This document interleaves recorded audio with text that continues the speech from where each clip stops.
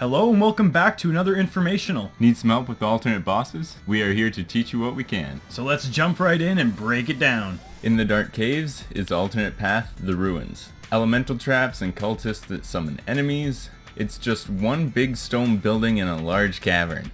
The Evil Mage is probably the first alternate path you'll end up fighting in your Vagante experience. He will seem very hard at first, and may always be that way. He has a variety of freezing attacks, similar to Frost Nova and Ice Ball. He will teleport around and attack in bursts of spells. If you can bring him to the top of the level, it's flat and it's a great place to fight him in. This is probably the best unless you're going to fight him with melee. For melee play, you'll have to take it slow, and I mean really slow. Clearing all the enemies first so you're safe while fighting. You can see the boss preparing for a cast when he waves his arms all around. You'll want to stand back and dodge until he stops casting these spells. Then move in for 1 or 2 hits and back off again. If you try to attack him while he is casting, he will cast very fast and freeze you. Range is a lot safer of a bet, as you can stay back out of range of his Frost Nova and shoot down his ice balls when he casts them, and you just basically stand back and keep shooting at him. Using spells on this boss really depends on the spells you have.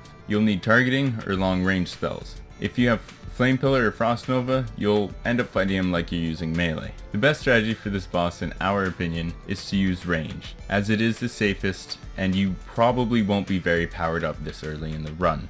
We sadly still don't know the effect of this Rune Orb. If you know, please let us know and we'll add it in the description. Up next, the Forest Temple and the Chimera boss. In this alternate path, expect a lot of traps, fire, and poison. This Chimera beast will attack by spitting fire from its mouth or poison from its snake tail. These are his only 2 attacks, but they can both aim in 360 degrees. Running away isn't easy as he can phase jump through the level. His body and tail are actually 2 different entities. You have to kill them separately. If you kill the body, the tail will live on. For melee play, you'll want to hit him a couple times while watching for the tail's attack. Then run back before it breathes fire. It's simple but safe. When it's just the tail, if you have no range, you'll have to get hit. So just go in and attack as much as possible.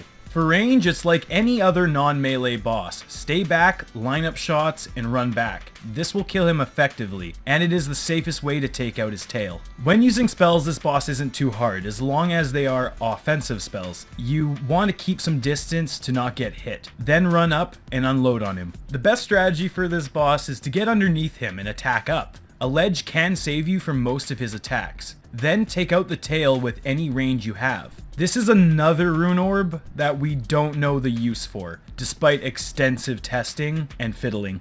And now, the tower. This is a tall level that will flood slowly. Expect to platform your way up. Magical mapping is really helpful for this alternate path. The tower serpent will be locked up below the level until you grab the Rune Orb. The level will start to flood slowly if you wait too long.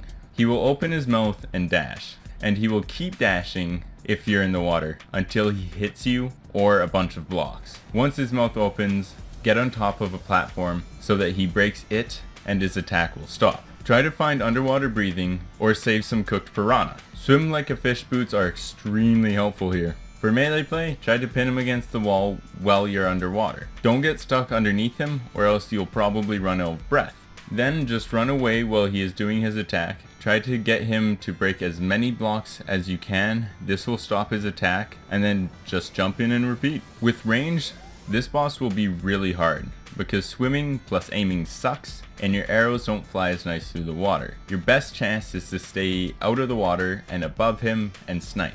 Bouncing arrows could help with this. When using spells against this boss, you really need the right ones. Frost Nova and Ice Ball are good, but so many are hard to use on him in the water, and electricity is just too dangerous. Magic may not be your friend for him. Our best strategy for him is to use melee and avoid the head as much as possible. Attack at the tail. You can use range to clear out the level so you don't get swarmed by imps. If you have helpful spells like Frost Nova or Spirits, use them as much as you can. The Rune Orb from the tower will affect your movement speed. It won't show in your stats though. The factory is the last one up. This is a large maze filled with robots, acid pits, spikes, and electricity. The Rust Fiend is the boss here, and he has 2 main attacks. bursts of lightning left and right that crawl up the walls, and a beam that he will set off on the elevators. If he sets off his beam at the bottom of the room, you're safe at the top. If he starts at halfway, he will always go up from there. It's not really an attack, but if he walks into you, you will take a lot of damage. For melee play, get behind him, attack, then run back. If you have downward attacks, get on top of him and strike. Just watch for the electricity, and make sure you're not on top of him when he goes up an elevator, or he will squish you, causing 999 damage. For range, he is much easier as it is a small room, and you can stay on the platforms. Jump from platform to dodge, and shoot when safe. When using spells, you have a good chance. Heavier spells are good as you have a lot of time and space to charge them up. You'll want to spend a lot of time dodging and finding your opening. Summon monsters level 2 is really good because you can summon them all before going into the boss room. They may die quick, but they hurt him a lot.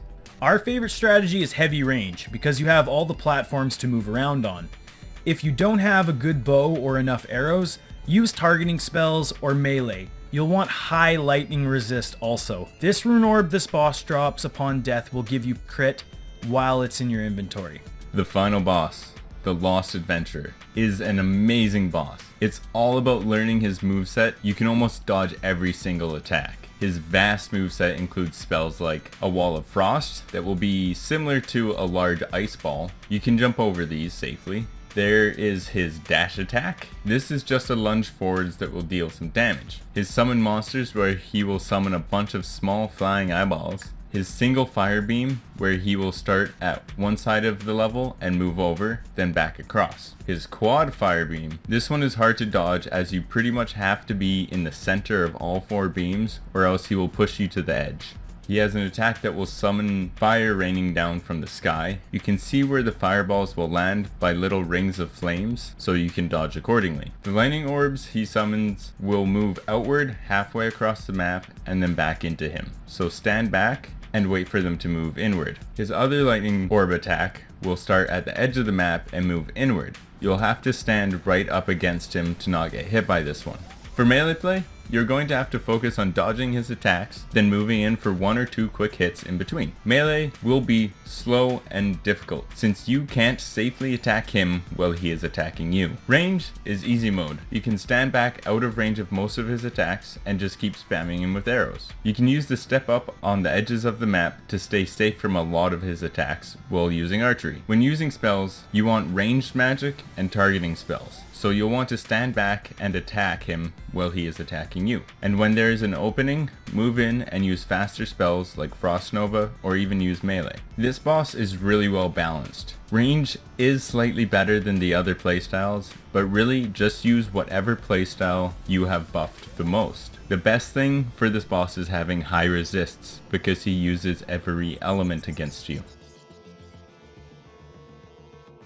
The true form of the Lost Adventurer will trigger when you defeat the last boss with all 4 Rune Orbs in your inventory. They will resurrect him and turn the level into a tornado, where you'll have to jump from one floating platform to another. If you touch the top or bottom of the tornado, you'll take low damage fast. This boss moves around more, but doesn't have as many attacks. He will do a slash with his hand, a burst of magic missile, a fireball, and a death beam where he will go above you and destroy platforms. You can see him get ready to cast his magic a little while ahead, so you're safe to run. For melee play, you'll need a lot of mobility to get close to him over and over again. His attacks are easy to read and dodge, so you're safe running in. For range, you want to keep as much of a distance as you can. Just make sure you're on a safe platform and spam arrows. Using spells can be really good. Keep long range spells. Some spells won't work here, like Shockwave and Flame Pillar. As long as you avoid those spells, you can keep hitting him. Just like his first form, you should just use whichever playstyle is your strongest. Even though range and melee are super overpowered, you can get a lot of hits in while he's summoning the tornado.